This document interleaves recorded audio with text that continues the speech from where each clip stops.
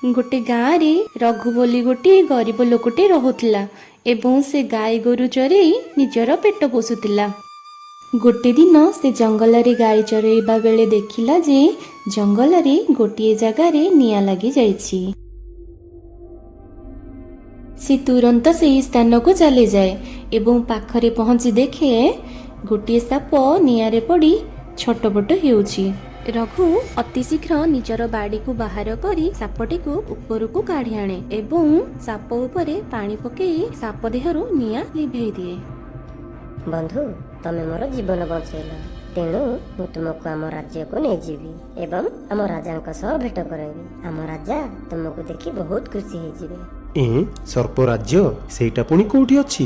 मु केबे सुनिनी तो सर्प राज्य विषय रे। बंधु सर्प मानक राज्य मनुष्य मानक नजर लुचेई की रखा जायछि, तेणु कोनोसी भी मनुष्य जाति आम राज्य विषय रे जानि नाहंती। ठीक अछि बंधु, मु मोर गाय गोठन को घरे छाड़ी आसे तम संगरे जीवी।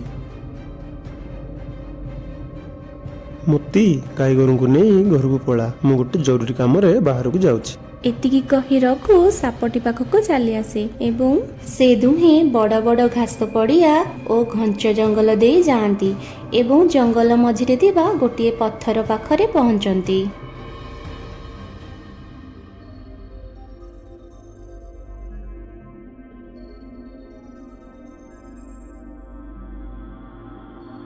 साप बहुत जल्दी पत्थर पांकरे पशि जाए एवं रघु को कहे एही पत्थरटी को बाहर करिबा पाई।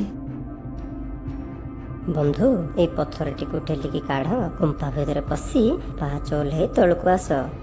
बंधु एते बड़ पत्थर मु काढी परिबि नाही। पारिबो बंधु पारिबो, थरे चेष्टा तो करिकी देख। ठीक अछि बंधु, चेष्टा करूची।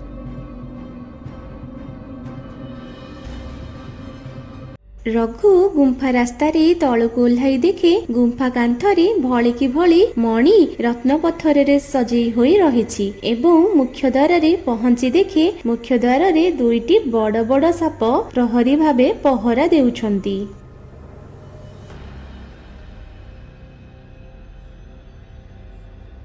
बंधु ते बड़ बड़ साप मो जीवन रे देखि नथिली कि एभଳି रत्न पत्थर आ मणि पत्थर केबे देखि नथिली। देखि नथिल, एथर देखिल तो? एथर चल मुख्य महल भितर को जीवा। गोटे अजଣା मनीष को निज महल भितर देखी सर्प राजा रागरे गर्जन करी उठंती एवं तांको गर्जन रे सारा महल थरी उठे। किए मनीष सर्प राज्यर महल भितर केमिति प्रवेश कला? सैनिक बंदी गृह रे पका याकू। रुहंतु बापा, ए मनीष जनक मो संगरे आसीचंती। मनीष राज्य रे शिकार करबा बेले मु नियारे पड़ जाइथिली। एही मनीषटी निया लिभेई मोर जीवन बंचाइथिले। तमे मो पुअर जीवन बंचाइछ, तेणु मु तुम उपरे खुशी होई दुईटी वर देबी, किंतु तुमको सेथि मध्यरु गोटे बाछिबाकू पड़िबो। प्रथमटी हेला तुमे एठारु गोटे थरे जेते हीरा मोती तुम संगरे नै पारिबो एवं द्वितीयटी तुमे पृथ्वीर समस्त पशु पक्षी मानक भाषा बुझी पारिबो। महाराज पिलाटी दिनरू मो जीवन जंगल रे पशु पक्षी एवं मोर गाय गोरु पाखरे बीतीछि, तेणु मु पशु पक्षी मानक भाषा बुझिबाकू चाहे। ठीक अछि, मो पाखकू आस।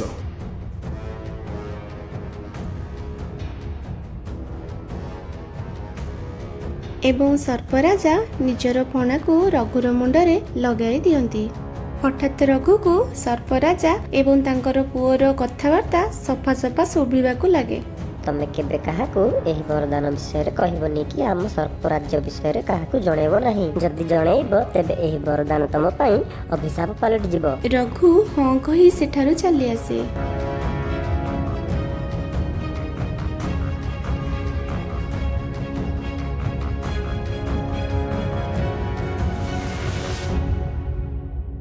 रघु आग भली सबुदिन गाई गोरु चरेबाकू जाए एवं निज कुकुर मोती संगे समय अतिबाहित करे, किंतु एबे से सबु पशु पक्षी कथा बुझी पारुथिला और सुनी पारुथिला।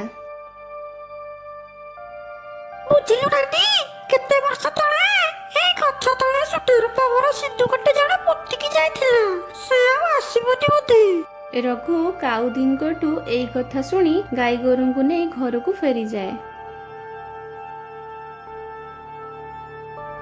ରଘୁ ସନ୍ଧ୍ୟା ହେବା ମାତ୍ରେ ହାତରେ ଗୋଟିଏ କୋଦାଳ ଏବଂ ଲଣ୍ଠନ ଧରି ସେହି ଗଛ ନିକଟକୁ ଚାଲିଯାଏ।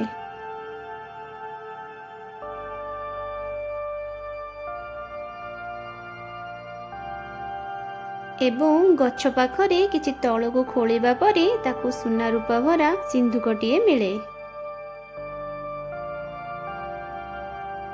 ସେ ସେହି ସିନ୍ଧୁକଟିକୁ ନେଇ ତୁରନ୍ତ ଘରକୁ ଚାଲିଯାଏ।